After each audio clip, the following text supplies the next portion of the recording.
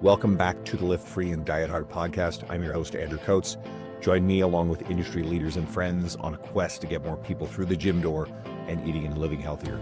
Join me where evidence meets empathy while rejecting fitness industry fads and extremism. Let's begin. Jonathan Goodman, my good friend, author, father, architect of several successful fitness businesses and brands. It's great to have you. It's been a while. And, we are releasing this right around the time of your next book, The Obvious Choice, which will don't break the fourth wall, man. No, this is live. We're doing this right now, coming to you in your ears. This is us in this moment. Everybody believes that, sure. All right, The Obvious Choice. Why was this book important? Why was this the next step, the evolution of Jonathan Goodman? The evolution for me is because I realized very, very clearly that my thing is writing. My thing is authorship. I think that perhaps the hardest thing that we have to figure out and that we're tasked with figuring out today is what game we decide to play. The Obvious Choice ostensibly is a book about appreciating the fact that there are different games that you get to choose to play in business and in life these days. And choosing the game that you play, learning the rules out of it, and playing the hell out of that game while simultaneously ignoring other games, or appreciating that there is perhaps good information about other games that's not good information for you, I think is one of, if not the most important things that you have to figure out these days. The Obvious Choice, it's a book that really came to be because of a lot of the frustration bubbling underneath the surface of people who are building their businesses these days in ways that is unnatural to them, in ways that is inauthentic to them.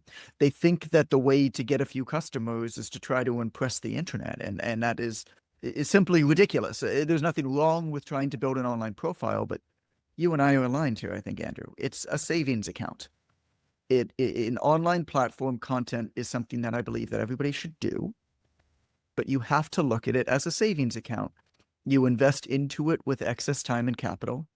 You hope that it kicks off interest in the interim, but you do not build your business in a way that depends on your online persona to shoot off short-term dividends that fulfill your short-term needs. Instead, you look at it as investing into this is a term from you, investing into your career capital over the years. But that's not how we're made to think these days. And so the book came to be because a lot of the people that we work with, coaches, are sitting here thinking that they have to somehow game the algorithm this week in order to get attention, in order to question mark, get customers. I think there's a bit of a post-rationalization where people are saying, well, I'm doing it for the business. And I think they're actually playing status games because they see other people in our world, high status individuals, they crave that. And they go, hey, I want to play that game, but I'm going to tell a narrative. We'll get into story after because it's a common theme with your book. It's like, no, I'm doing it because it's going to help build my business. It's like, I think they're doing it for the wrong reason. And then they're slapping on it a more emotionally satisfying and socially acceptable justification. Because this is something I love. Because tell me more about this. So humans are we are pattern recognition machines, but we are post-rationalization machines. Our brains slap logical sounding justifications for emotional or instinctively wired decision making that we do. Okay. But if we're going to say, well, I married my wife because I thought she was really hot. Now, guess what? On your media, you're hysterical about how you talk about how your wife is incredibly attractive. She's also a doctor. She's amazing at a lot of different fronts. Her name in my phone is Hot Wife. There you go. But how many people will also grab onto all the other things? They may be true, but people tend to, well, I don't want to sound vain or shallow or any of these sort of things. Yeah. So most people will dress up the underlying primary motivation, that primal instinctive motivation to buy a car. Like, hey, I bought a Volvo because, it's the safest car. No, you bought a Volvo because in some way, shape, or form, you wanted to socially signal the status that you were the person who thinks about safety of your kids. Right. Yeah. Why we do something is not why we continue doing that thing. Like the flickering of a fire, right? It's the light that attracts us. It's the warmth that keeps us there. That's a great woman. We're we're often attracted by how somebody looks. That's not strong enough to keep you there. And perhaps social media is the same way. I've never thought about it that way, but I think ego 100% has a lot to do with it. There's a couple lines in the book, what's good for the ego is bad for the wallet. A lot of people these days are rich with likes and poor with dollars. But you don't see that a lot. And so anyway, so you asked what led to the book. I mean, it was a lot of these frustrations bubbling underneath the surface. People have now been working long enough and hard enough, doing enough of quote unquote the right things online, and not gotten the type of success that they think that they deserve, that they probably do deserve, in response to the time and efforts and money often that they put into it. And so what's missing? What's missing? Do you need a little bit more time and a bit prettier photos? Probably not. And so this book is what's missing. And what's missing is actually it's much more profitable, it's easier, it's simpler, it's faster to become the obvious choice to a few people than just an okay choice to many. What would you rather have? 25 wealthy and well-connected people in your neighborhood who live within a 2-kilometer radius of you look at you and say, oh, he's the guy for that. Versus 5,000 people on the internet who you don't know where they live in the world, who kind of think that you're interesting to look at or fun to look at, or they liked the fact that you pointed at words in space, aligned with some trending music on a reel one time, or had something interesting to say about mobility one time on a video. Like, nobody hires people like that. And it's not, I mean, this is where the reality kicks in, is like, look around you at all of the things that you own that are on you right now. Think about the last, I don't know, call it 5 things that you bought, 2 things that you bought, whatever you can think of in your head, people you hired. Do you even know if any of them have a social media account? Like, think about the shirt you're wearing, the microphone, that I'm using. Think about everything that you have in your pockets, in your house, around whatever. Do you even know if those companies have a social media account, let alone whether, if that impacted your purchase, even if you came across somebody else talking about their thing? Well, what actually happened there? Somebody else, an influencer, call it, decided to do a review, or they thought that for their own clout online, they were going to talk about this other product that was not built up as a result of social media. It was built up based off of the principles in this book. For clout, they talked about this thing. Well, that might be fine. That might be how you found about this thing that you own. Do you care about the person who spoke about it? Like, the answer is no. You don't at all. It's completely irrelevant. And so think about what you're doing, put it through that filter. Do you think that you talking about fitness on the internet to a whole bunch of people who listen to a lot of people talking about fitness on the internet, how are you possibly going to stand out and be the obvious choice to them? When kind of by definition, I don't care how good looking you are, there are better looking people on the internet. There are people who are more attractive, funnier, better at production quality, more entertaining, and have more resources than you do. And so how, like, you're competing in the bloodiest ocean out there. And it's going to get a lot worse with AI stuff, because AI will create, if your whole identity and brand is how you show up on social media, yeah, your looks, your messaging, whatever, there is going to come down the pipe a massive amount of artificially generated content that will do the content better. It will play hooks and social media better cuts, better video editing, and all the stuff that you have branded yourself around will be done better by AI, and you will be non-existent. Well, that's a whole different conversation altogether, but hell yeah. I mean, I think, taking this like even more global, we can talk about AI and what content's going to do to AI. I mean, if you want to control a society, if you want to distract people, what you do is you overwhelm them with more information. You don't block them from information. You overwhelm them with so much. I call it the ain't nobody got time for this shit problem.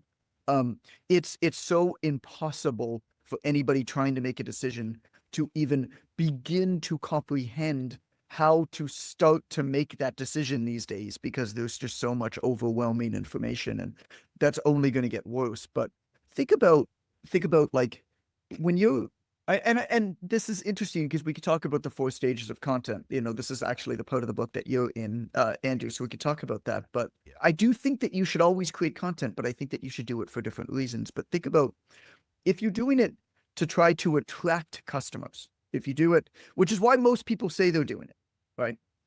If you do it because you think that you want to attract, think about who you're competing with on whatever platform you're on, TikTok, Instagram, Facebook, Twitter, it doesn't matter.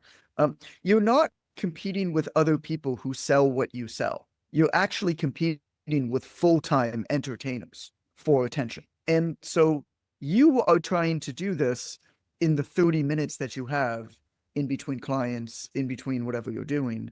It's their full-time job. And it might be multiple people. Like the top podcasts these days are production teams of 15, 20, 30 people.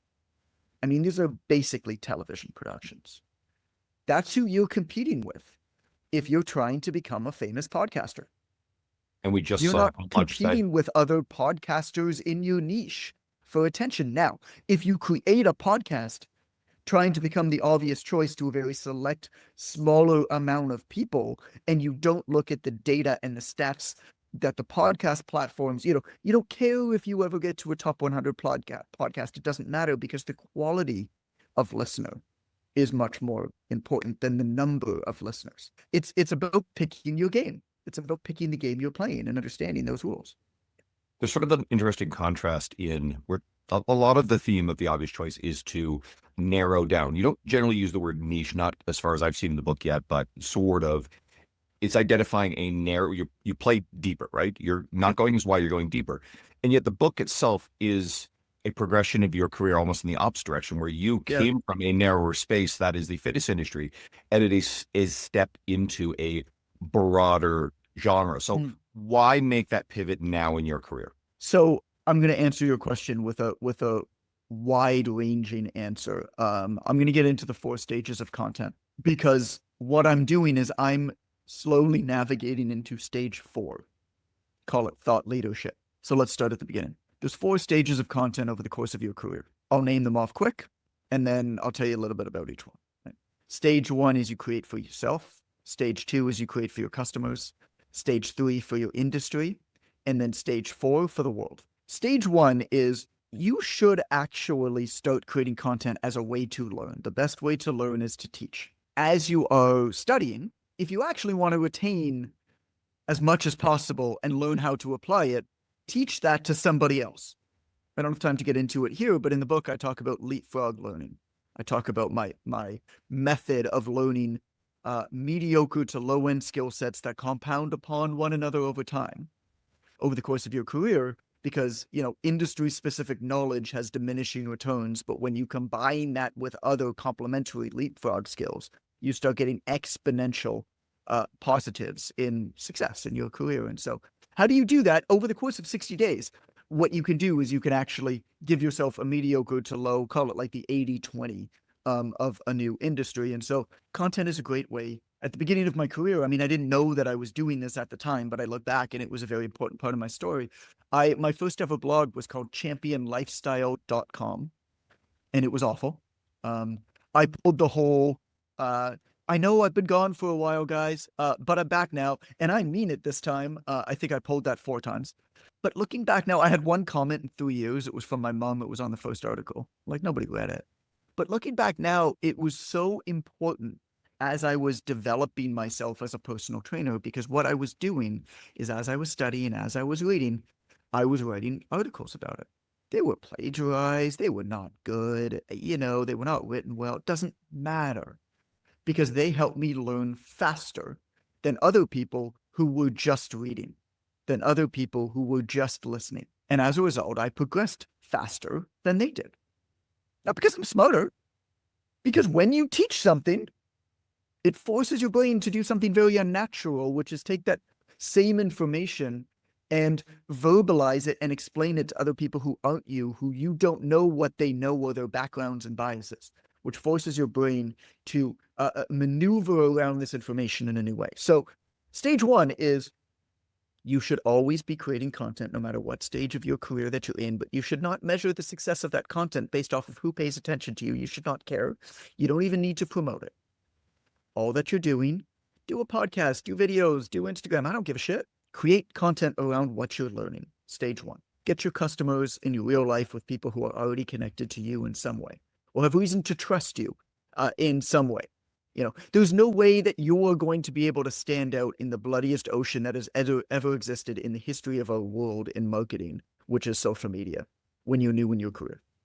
It's just not going to happen. Step two is you create content for your existing customers, for your clients. And so if you've progressed through stage one, you have customers now. What you do is you start answering their questions with content. Nothing that you know is unique or different than what a lot of other people already know and already talk about. But it doesn't really matter because it's useful. It can help people solve their problems and answer their questions. And so you don't look at that as a way to generate any types of new customers. What you do is you look at that as a way to perhaps nurture people who have already come into your ecosystem who may not have reached out to you, but were told about you, retain your existing customers for longer, or generate referrals. And so as your clients are asking you questions, you start answering them. My second blog was jonathangoodman.ca, and that's what it was. I gave a monthly award to my clients. I called it the half badge, which stood for hard as fuck. I gave it to whichever one of my clients was the hardest of fuckest. And I wrote why they were so great. Well, that half badge generated me referrals because they showed it around. Because, they won an award, right? But also I would answer their questions. Somebody would ask me, somebody told me that fruit makes me fat. Does fruit make me fat? I wrote an article on that. That's probably article 50,000 on the internet of why fruit makes you fat or doesn't make you fat, right? But my clients liked it. And because I was writing for one specific person answering this question, the material started to resonate. These things naturally started to get passed on and found. And so the way that my story goes is some of those early articles did get discovered on that blog. I became a contributor to Arnold Schwarzenegger's blog. I was named one of the 24 best trainers you've never heard of by Livestrong. I was included in a men's health book. I can't remember which is the men's book of abs or whatever. I contributed a workout. People started to discover me because I was doing good work. But what's interesting about this is, number one, despite all of these things happening where the articles were going viral and I was getting included in all this conventional media, it did not generate me a single client. Not one, ever. Ever. I remember when you texted me the day that I was published in Arnold Schwarzenegger's Pump Club, his email newsletter. Yes. You messaged me and asked me how many new followers I'd gotten on Instagram because I had tagged up my story and Arnold. It's not actually Arnold. It's, whoever runs his Instagram. It's Adam and Kesha. Yeah. Right. Then it got reshared through Arnold's thing. I got a screenshot of that. That's cool. And you asked, and it did not generate any clients or any new following because my answer was people are there in that blog for Arnold. Their relationship is with Arnold, not with me. The content, great, fine, whatever. It's the big value for me is it's a piece of career capital that's now on my website to basically be able to say, hey, I did this, right? Which is also a bit status play too. Yeah, it's cool shit. It really is. For meatheads like us, it's really cool to be able to say, Arnold or Arnold's team recognized me as a leader in the industry. That's cool as shit. Personally fulfilling in a way that more clients would not have been personally fulfilling. It really was. And then, over the years, perhaps, I have those icons on my website. Sure. They don't hurt.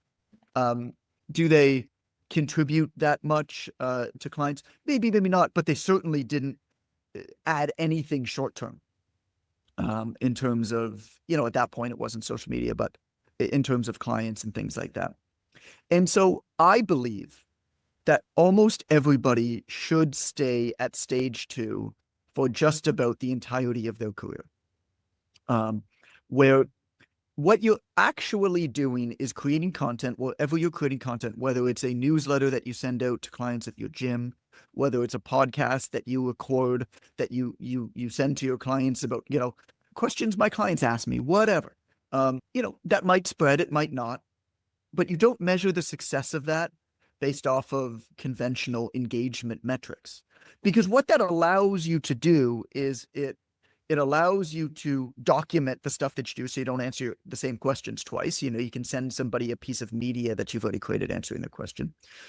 It allows your clients to have something very easy to pass on to somebody else if they want to talk about you. It's a retention thing.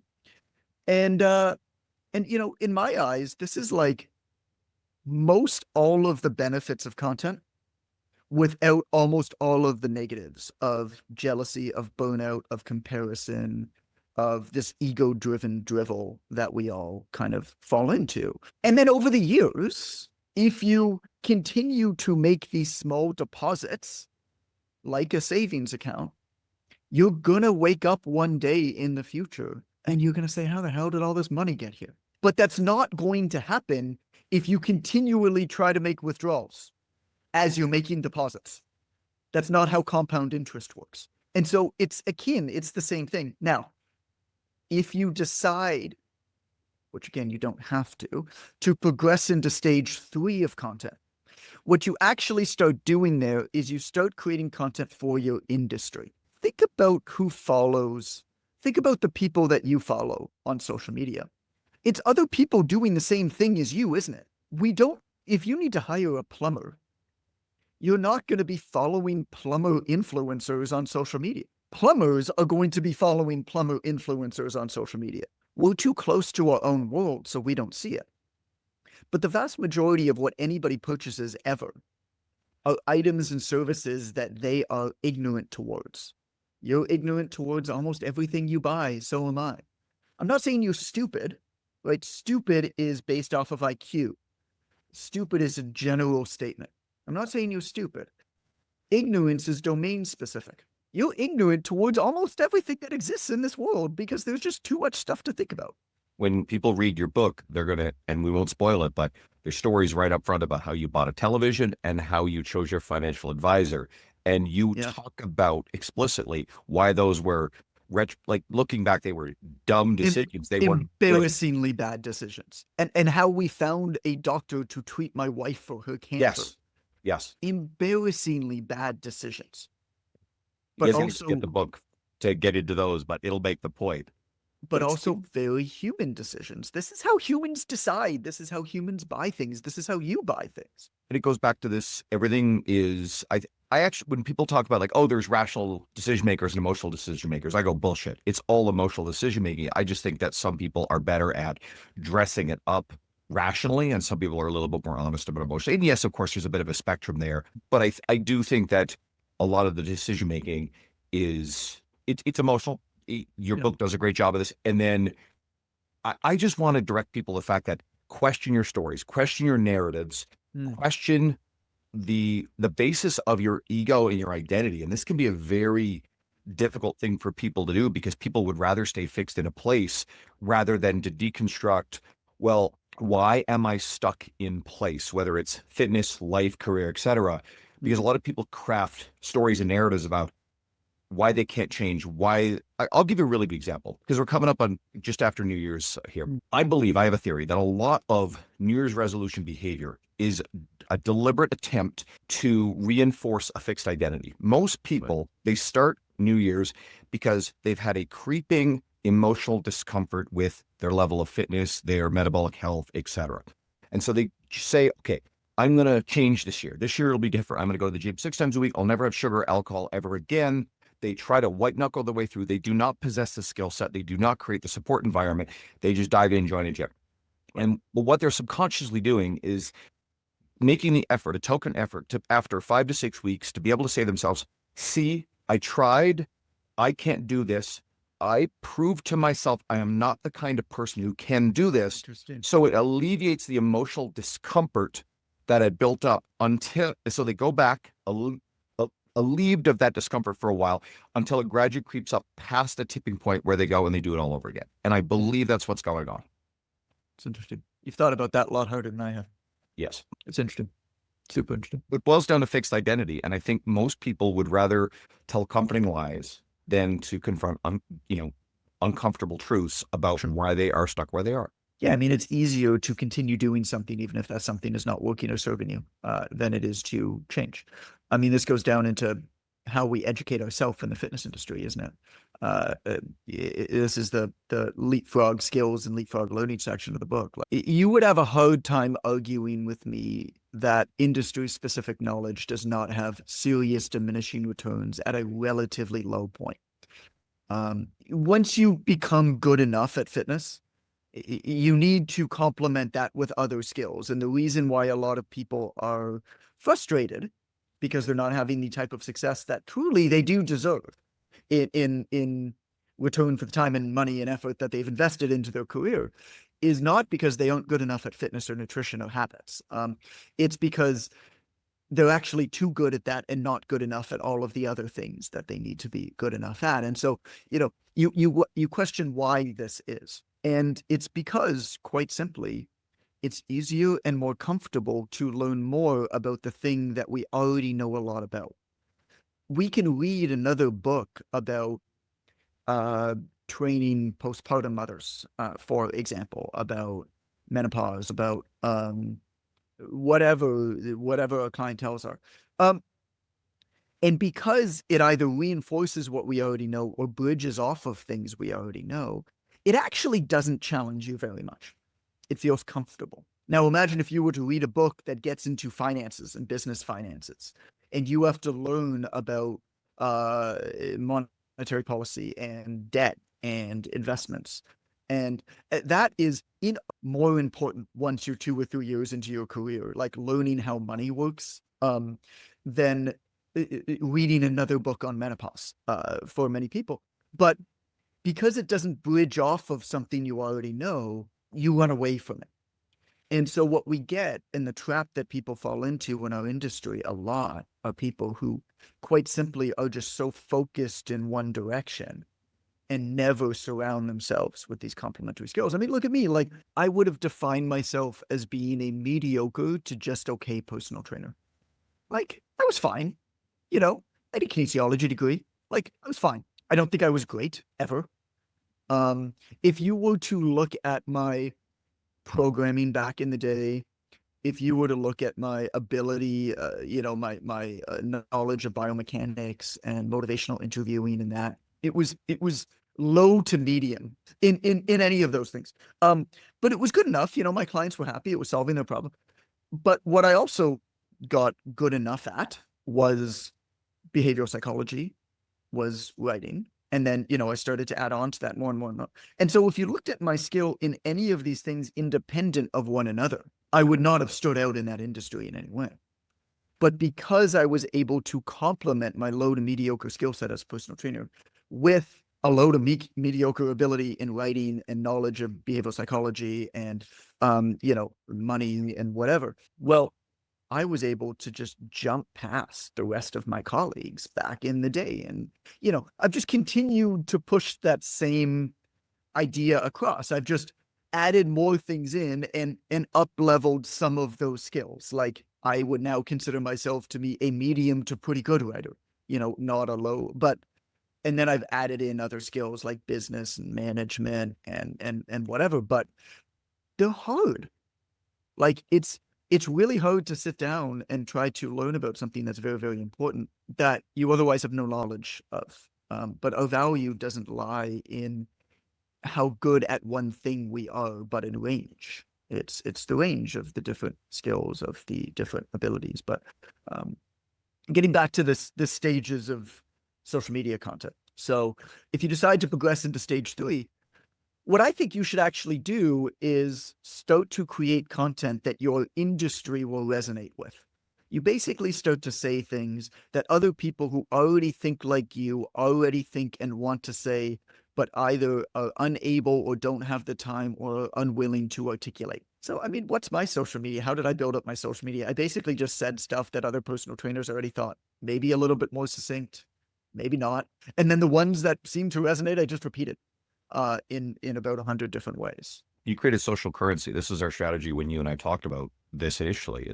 You took years of knowledge, marketing, writing skill, etc., and you created resonant message, and it was social currency. What did people do? The plan was the people who are already there would go, this is great. Yeah, I agree with this. And they share it out, and then everybody else. And there's an underlying theme of this. And you've talked about building your career capital and accomplishment across career. I knew when you started doing this that as soon as all these other trainers saw one of your slides shared in someone's story that they followed, they went, "Oh God, that's John Goodman. I've read Ignite the Fire. I've read so and so. I saw him speak at this thing, whatever. Follow." And you would soak up all these people who knew who you were, but had not hit that follow button yet. And sure enough, it exploded. But it wasn't because, I mean, your social media was very savvy. Yes. Content was great, but it was heavily built upon years and years and years of all this other stuff you did. I did the same thing with Joel Jameson and his exploded, same strategy, because Joel had years of accomplishment, including walking into rings with UFC champions. Sure. But most people, there were some that knew that. Most people did not, though. Over time, you would be amazed by how many people that follow me on social media have no idea about anything that I've ever done outside of Instagram. Like no clue, none. Never seen my name or my face or know who I am outside of there. And so, yeah, I think there was some of that. But if I'm honest with you, I think you might be overstating it a little bit. I think actually it comes down to representing yourself as a leader in the industry and repeating messages that your industry wants repeated. And over time, those will start to become resonant. Now, if you are not legitimately successful in other areas, it doesn't make a difference. You have to have something that backs up, because there inevitably people are going to be attracted to you, maybe from like some little snippet, right, that you put out. But they're going to look a little bit deeper. And if you got nothing other than you figured out a way to maybe entertain around an idea on the internet this week, people aren't going to give you much stead. So if you're able to point towards a brick and mortar thing that you have, maybe look successful, or in my case, like even if they haven't bought a book, they might look and be like, oh, like there's a book, or like HarperCollins is publishing this guy. Like clearly there's something here that is a little bit more interesting, a little bit more in depth. So there has to be something of substance, but I do think that you are perhaps overstating. I think it was for the social initial media push. success. Yes, I think it was the initial push. Yeah. But again, the quality you of got the to break content. through somehow. You But got to you break said through it. somehow. You said it as well. I think it was on the back of your presence and authority and knowledge base shone through the content. But that's built on the back of years of having been a thought leader. And I've used that phrase myself numerous times about when you were talking about things in the industry. I tend to perk up and listen because I'm like, I want to hear what John has to say about that. But I wouldn't have considered myself. I mean, I still don't consider myself a thought leader. I put thought leaders in such high esteem. I'm hoping to enter into that space, but I don't think that I'm there yet. So, stage 3 is you become an industry leader. And in stage 3, there's a lot more opportunities professionally that begin to present themselves to you. And so stage 3, basically, you create an audience of your own industry, and then you listen to them, and you listen to what they need, and then you can maybe build those businesses to serve them. Now, in my case, that's largely education and software, but in some cases, this could be goods and other types of goods and services. You don't necessarily even need to build it.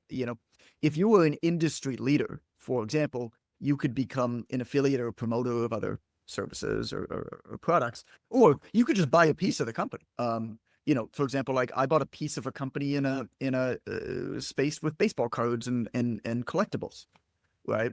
And so you can start buying pieces of those companies as you accumulate more resources.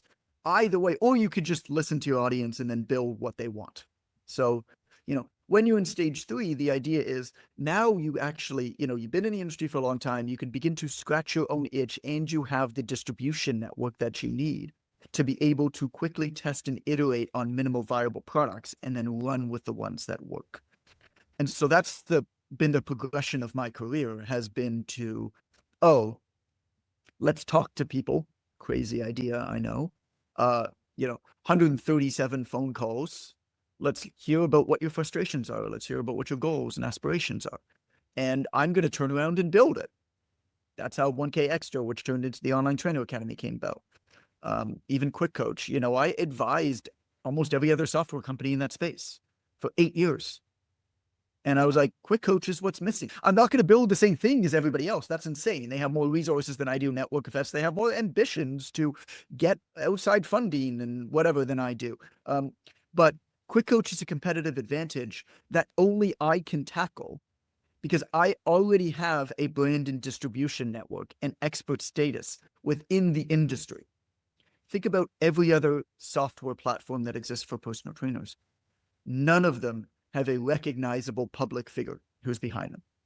That is a massive competitive advantage if you are in a business like mine where you want to build something where your customer acquisition costs are as low as possible. And so that's why I entered in the market the way that I did and didn't enter in the market to compete with the Trainerizes of the world, which I think do a great job. But my goal is not the most powerful software. I think that there are already incumbents who do a very good job with that, and they're way ahead of me. And so, in stage 3, you kind of have this opportunity. When I started to enter in stage 3, I started to be an affiliate. I started to promote other people's stuff, started to earn revenue there. I don't think that it's possible to build an audience and build a product for that audience effectively at the same time. It's just too hard. It's just too much to do. And so as I was building my audience, I started promoting other people's stuff to start making some money. And then I took a step back from building my audience. Actually, I delegated some stuff away is what I did. Hired editors and writers and stuff for the blog. And then I started building my own things and started promoting other things less. And then I just started to build congruent businesses on top of one another, all serving the same audience, right? That's the beautiful part about the business model that I've been able to build over the years is I've tried so much. Like I've done 8 digital programs. I've done 5 conferences, 3 membership sites, a certification, 12 books, a software platform. I actually added it up for the first time ever. I've built 7 different unique verticals where I've built businesses in that have generated a minimum of $100,000 in revenue. 7 different kinds.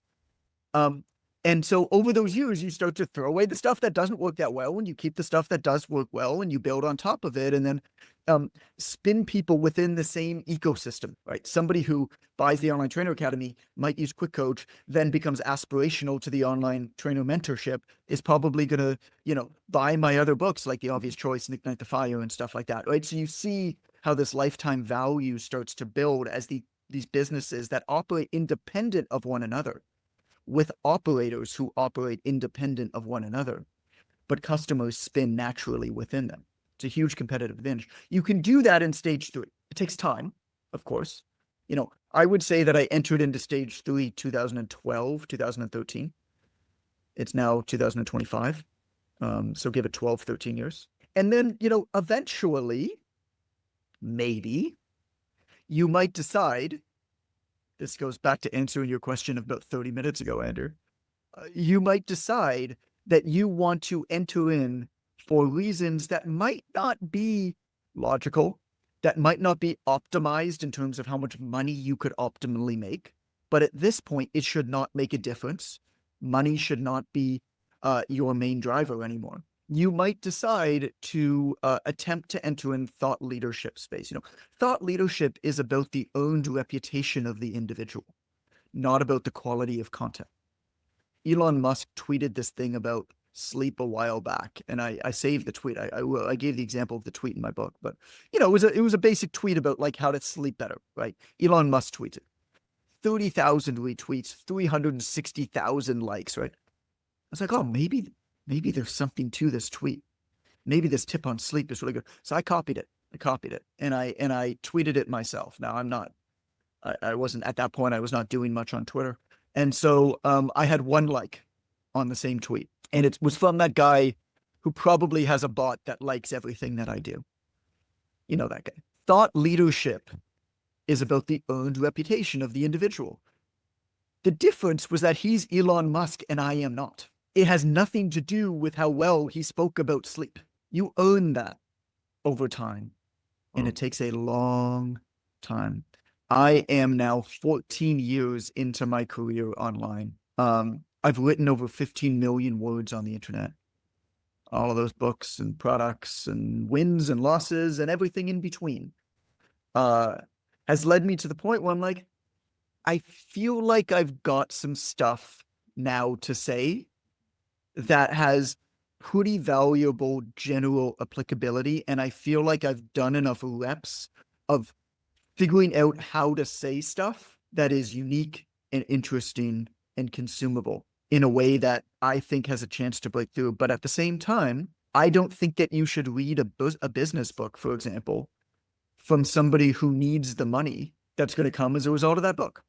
Like, I'm at this point in my career where I don't need the money from the book. And so I can play a much longer game with my books. And it's something that I can't not do. And so, yeah, sure. I got a great advance on this book. I got a great advance in the next book. I've had great support from HarperCollins. I think the product that I put out, I'm incredibly proud of. I don't know whether this book will be really successful. I don't know whether the next one will be really successful, or the one after that, or the one after that, or the one after that. But for whatever reason, for whatever masochistic part of me that exists, I can't not write books. It's what I was very clearly, uniquely built to do. And so this is the game that I'm playing as I'm in stage 4. And you bet your fucking ass I'm going to work at this. Not all of Shakespeare's plays are hits. Not all of Picasso's paintings are legendary. And not all the Beatles songs are number 1 hits. John, how many books does Seth Godin write? Yeah. And how many of them were good? Where can people find you online and go grab a copy of the book? Okay, so I'll tell you the book first. The book is called The Obvious Choice. It's published by HarperCollins. It's anywhere you get books. So get it wherever you want to get books. Buy the book. It's in Kindle. It's in Audible. It's in hardcover. Buy the book. Andrew, you and I are aligned on this. The minute that I see a book that sounds remotely interesting, I buy the damn book. I don't even think about it. It is the single best investment that anybody can make. There are even books that I have on my shelf that I have never opened because I bought them and they sounded interesting and I have good intentions, but maybe I'll never open them. But I look at the spine as I walk by, and the spine reminds me of something that person said one time on a podcast. And that reminder is more value than I invested in the book, even if I don't crack open the book. So buy the damn book. I'm on Instagram. I'm on Twitter. I'm at it's. Send me a message anytime, chat anytime, but I'll also just make a deal. Like, buy the damn book. I'm going to say that over and over and over again. If you don't love it, you can also message me and I will give you back 100% of what you spent on the book. So buy the damn book. It's an incredibly well-written book so far. I'm partway through. Thank you for the copy. And wonderful. I mean, I'll grab it. Any book you ever write, I will buy it because I endorse both you and your ideas. I've been following you for a very long time, long before we were friends, long before you started investing effort. I wrote something on social media recently about your efforts to invest in me long before my social media grew, and I've recognized that for a long time. So thank you, my friend. For everybody listening, this is obviously one of the new format podcasts. This one definitely did get a little bit more career oriented, but I still think there's a lot of general principles for everybody. So I want to make this podcast grow. I want to put it in the hands of more people. I pivoted away from conversations that are coach, trainer, fitness industry specific into conversations that are meant to help the end user, because that's the person I can have the greatest impact on. Coaches are going to listen and love this anyway. Share this with the one person in your world that you think this would really help. Share Jonathan, share my podcast, and thank you. I really appreciate everybody listening. Thank you, Jonathan. You're always incredible, and good luck on the book launch. Appreciate you, man. Thank you.